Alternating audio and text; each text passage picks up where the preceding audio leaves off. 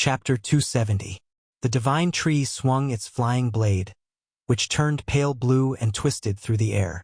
The divine tree then used its branches to try and block the strike, but this flying blade was no longer the same as before. Its power now was purely destructive.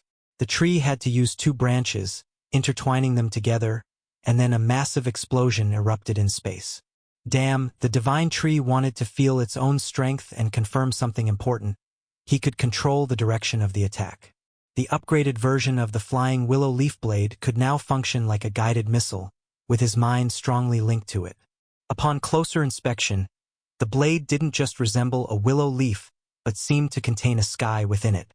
Thus, the name Flying Willow Leaf no longer fit. Now, the divine tree decided to call it the Galactic Blade. Wow, the divine tree could summon 100 blades at once. Its long-range attack capabilities had truly reached an unfathomable level. The system flashed, showing Path of Sharpness, comprehended 7%. The divine tree squinted, thinking that if just 7% of comprehension could result in such cutting power, perhaps today's training session would stop here. Of course, he would continue tomorrow. However, what the divine tree didn't know was that on a planet far from Earth, a pale orange world with vast, rugged deserts, a spider-like creature emerged from beneath the ground. Its entire body was pitch black with blood-red eyes. It spewed something from its mouth. A pure white egg was shot out, rolling on the ground. From the egg, a strange creature extended a three-clawed hand. It resembled an ant, but with only 4 limbs and walking on 2 legs. No, it looked more like a small demon from the depths of hell. After a long pause, the spider creature finally spoke, commanding, "Go! Head to Earth." Beneath it lay an uncountable army of little demons. This being had truly bizarre eyes, 2 on one side and only 1 on the other, making it rather ugly and clearly a villainous character. At Misty Mountain, the sky was gloomy today. A figure in a cloak, head fully covered, appeared. It was the girl from before, the one who had proclaimed herself the protector of Earth. Greeting her was none other than the nine-tailed fox, though neither said a word. The nine-tailed fox, furious, declared that the path ahead was not one she could simply walk through. Yet the girl remained silent. The nine-tailed fox knew full well that this girl was no ordinary person, which was why it didn't want the other mystical beasts to encounter her.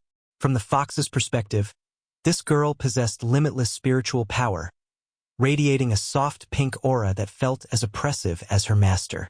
A while later, the white tiger and the golden ant also arrived, forming a circle around the strange girl.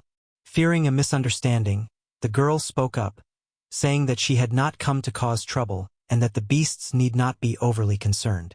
The golden ant confirmed it couldn't detect any killing intent from her, suggesting she might be telling the truth. The nine-tailed fox remained highly cautious, never having encountered a human this powerful before. It then demanded, "If that's the case, tell us your purpose quickly." But the girl stayed silent. Meanwhile, the divine tree was laughing hysterically, his laughter echoing for a full hour. "So this is what it feels like to fly? It's amazing." The divine tree sat atop a dragon, flying freely back and forth through space. He had never imagined that one day he would travel through the cosmos like this. All the while, a portal remained open above the divine tree's head. The divine tree's current speed wasn't particularly high.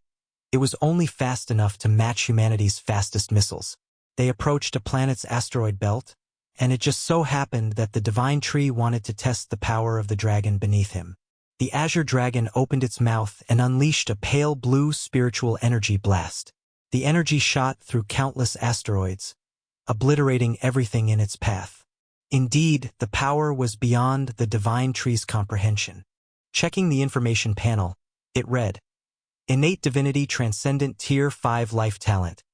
Innate Spirit, a life form that can only be nurtured by great fortune, bearing the Tao, Path of Vitality, reviving the dead, regenerating flesh and bones, turning death into life, granting vitality to all things divine body, can resist all filth and curses to a high degree pure breath, like the light emitted from a dragon's breath, enough to erase everything vitality flow, envelopes the body with vitality. Even the most severe injuries can heal at a speed visible to the naked eye. Energy ball. Dragon claw holding an energy ball visible to the naked eye. The longer it is gathered, the more terrifying its power becomes. Levitation. Unaffected by the laws of physics, even the dragon's skin had been enhanced with steel elements, making its defense unquestionable. This proved that the divine tree could transform elemental attacks into parts of his own body. Both the tree heart and the steel heart coexisted under the dragon's claws.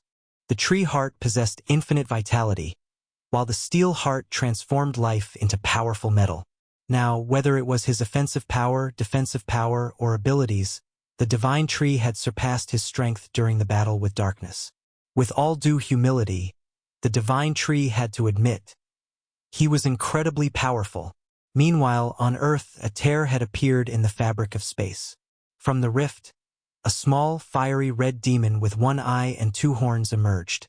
One by one, more and more demons followed. What were they planning? An invasion.